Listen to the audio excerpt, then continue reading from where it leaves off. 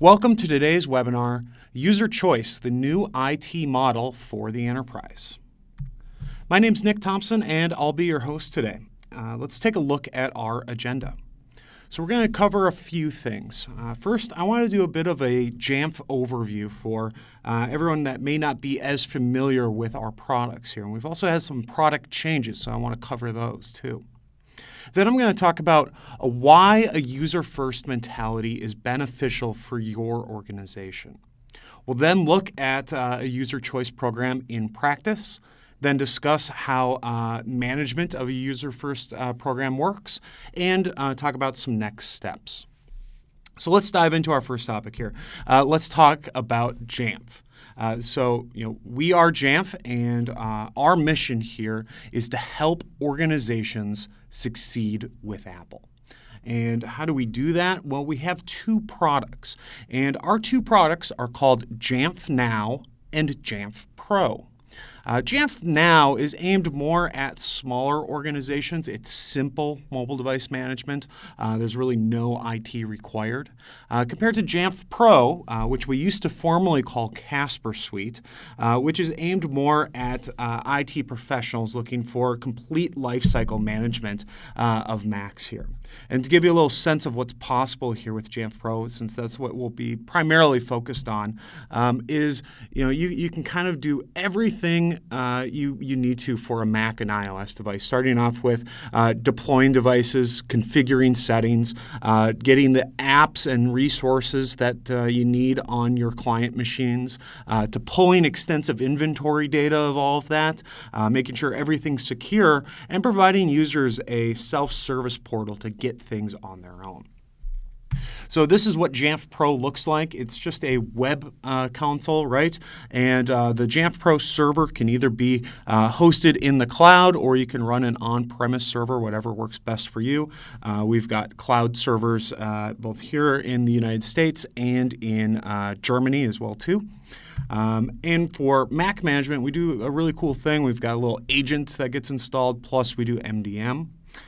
It can integrate with all of your existing stuff that you have, whether it's Active Directory, Single Sign-On, SCCM, ServiceNow. We can integrate with the stuff that you already have to share inventory data or to do directory services or just identity services as well too.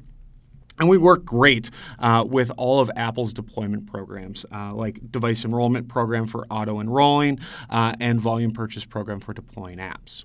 And again, this used to be called Casper Suite, if you were familiar with Casper Suite. So again, this is Jamf Pro.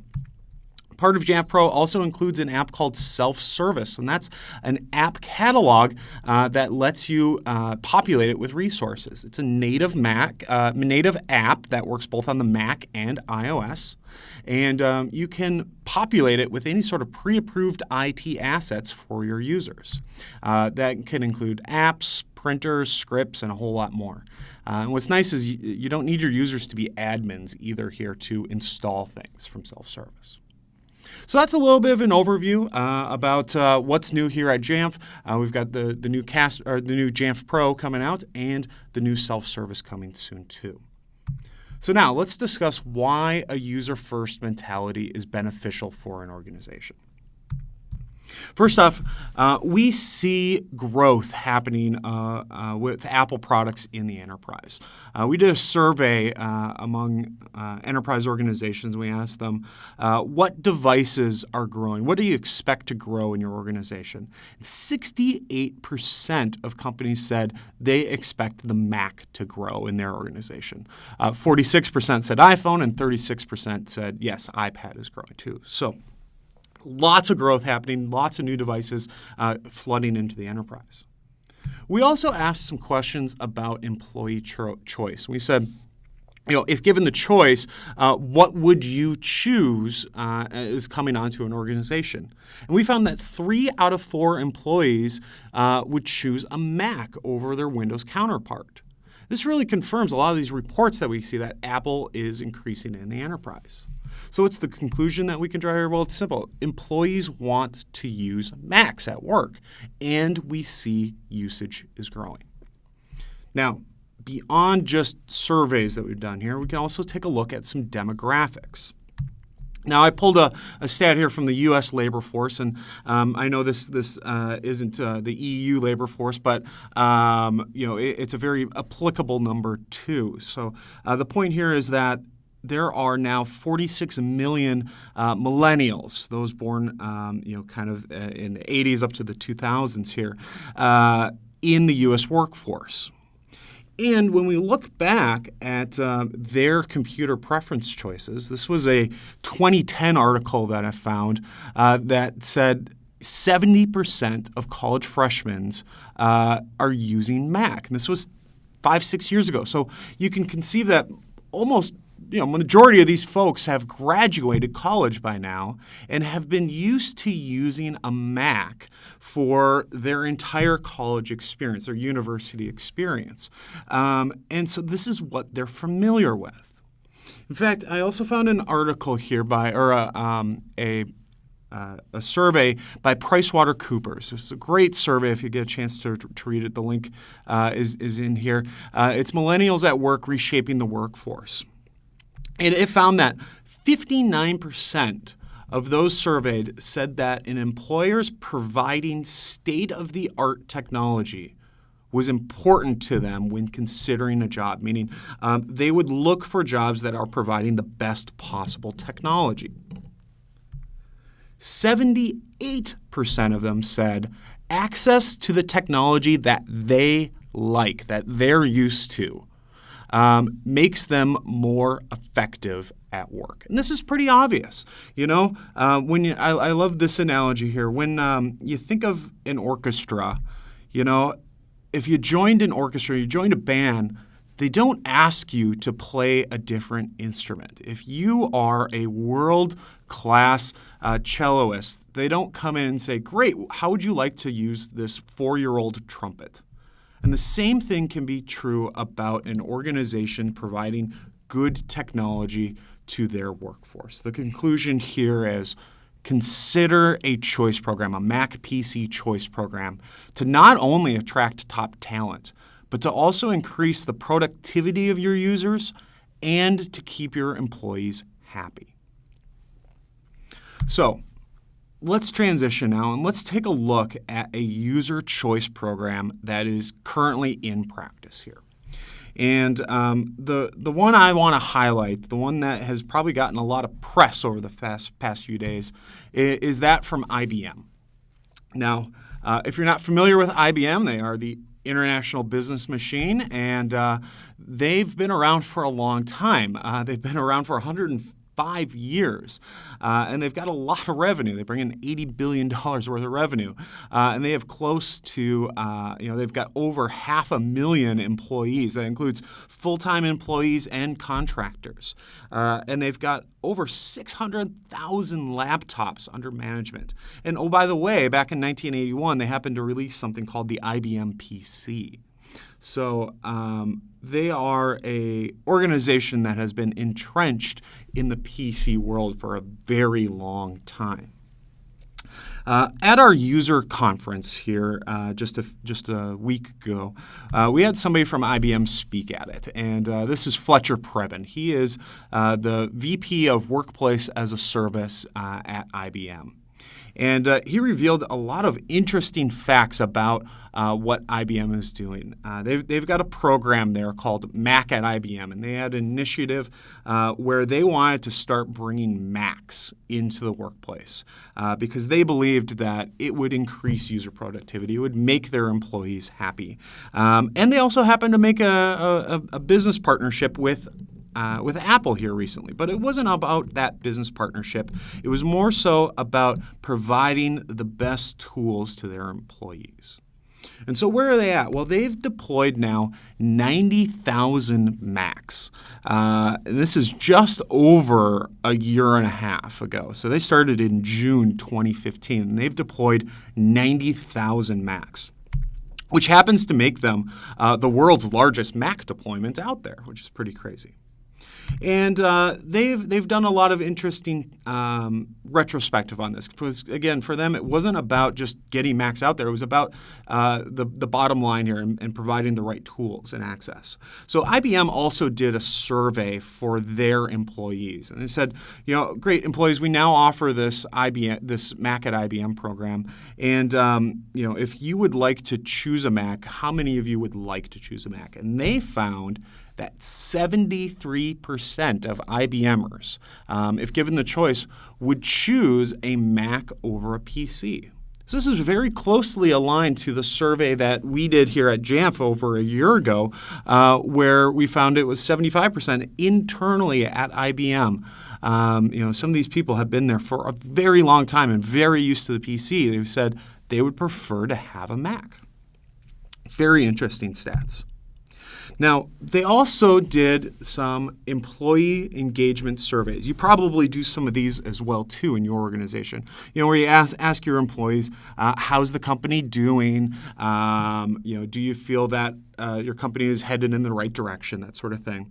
And ever since they've implemented this choice program, they found that their internal engagement survey here increased by 10 points. And the number one driver cited for the increase here was access to better tools. So this really shows that if you can offer a choice program, you are going to make your employees more engaged. And the best way to engage them is to reach them right where they are using their computer, their phones on a daily basis. Now, among those Mac users, they also saw that their Mac users had some of the highest user satisfaction scores, 91%. So their Mac users are very happy with what they've done here. So the conclusion to draw from some of these stats here is that corporate employees want to use a Mac at work, and a choice program can help increase employee satisfaction. So you may ask yourself, great, so how did IBM do this? Well, it really all starts in the box here. It all starts by focusing on the user and providing the best possible user experience. And the very first place that you can interact with that user is setting up their device. So how does this all work? Well, this is sort of a traditional provisioning workflow. This may look familiar to you, where you purchase your devices from your vendor. You send them off to IT. IT spends a lot of time, a lot of resources preloading images, imaging machines, and then they probably store them in some sort of warehouse, which, again, takes time, it takes money. It'll probably sit there for a while until you have new users ready, and the whole time your devices are just depreciating there. And then finally, you can ship them to the end user, and then IT probably sits down with the end user and they walk them through what the device is capable of doing, and probably more so what users aren't supposed to be doing on their devices. It's not a good workflow, both for an organization, for resources, or for the user. So what if you could do something just like this, where you simply order devices and send them directly to the user? Well, that's what Apple's Device Enrollment Program, or DEP, really enables. And DEP is a free program from Apple that you can sign up for on Apple's website. It's available in most countries. There are some countries where it's not available. And it lets you accomplish just this. Now, there's a little bit of magic that happens in between. I'll show you what that magic is here. But that's wirelessly provisioning this device using Jamf. So what does this look like? Well, you give a user a Mac, and it can be shrink-wrapped, all ready to go. You can drop ship these things directly to your user. Maybe add a little note, and this is how our IT staff hands out Macs to our new employees, a little love note from IT. But when a user turns on the Mac for the first time, this is what they see. It's just the standard welcome screen. They choose their country. They simply choose their keyboard layout. They connect it to Wi-Fi. And in this case, you can just have them join a guest network right away. And then later on, you can provision the corporate Wi-Fi network. Once they connect to any sort of network, they get this screen. It says, this Mac will be automatically configured by, and then your organization goes there. And they can't skip this screen. So management always happens. Even if a user decided to erase a machine and start over, it always goes back to this screen here. After they click continue on the configuration screen, it starts downloading some things from your server. But first, they need to create a computer account. And in this case, I've allowed my users to just create a local admin account. But you could also restrict this as well, too, where if you don't want them to be local administrators, you could restrict that to being just standard, or you could have them be network users as well, too. Again, in this case, I want them to be an admin user. The Mac is then set up, and I'm brought to my home screen. You'll notice something down in the dock here is new. That is our self-service icon right next to System Preferences. And self-service is automatically installed. And now, while in the background, this Mac is checking in with our Jamf Pro server, and it's grabbing any configurations that we've set up for it. So here it is. We get a notification that says, installing the software and security settings. Check out self-service for more resources. Love IT. So this happens all in the background, and maybe I'm installing Microsoft Office right now. Maybe I'm installing Firefox, or I am pushing down a security profile that sets various restrictions or connects it to my secure Wi-Fi network. I can also enable File Vault as well, too, for disk encryption. So I can now, as an end user, navigate to self-service, and I can get anything else that I might need. For example, I need HipChat to start chatting with everyone here in the office. And so I can just pull that down whenever is best for me. So you can really see how this simplifies the process of getting a new device for a user. So the conclusion to take away from this here is simplifying the provisioning process for the user will not only help increase satisfaction, but it will also increase adoption as well, too. Some interesting things to note from IBM, too, is they did a lot of pre-work for this as well. They improved the ordering experience for their employees. On the left here, we can see an example of the internal website that they used to order devices from. They made it a lot simpler and just a lot easier for a user to access. Again, they really thought holistically of the user experience here. They also then worked with their marketing teams and their procurement teams to send out emails to the user when their Macs are shipping. So it looks just kind of like a consumer experience, just like if you were ordering a Mac from the Apple Store, where they just send an email out to the users to let them know that their Mac is on their way, give them a little bit of instructions, and to remind them that they are there to help. They also invested in a lot of self-help materials. On the left here, you can see what their intranet looked like before and after. Again, drastically simplifying it and making it so much more approachable for the user. If you were presented with the help portal there on the far left, you probably wouldn't want to try to find help, and you just end up calling IT directly, versus being able to try to solve something for yourself. They also invested in producing a lot of short videos whenever possible instead of making long, drawn-out documentation.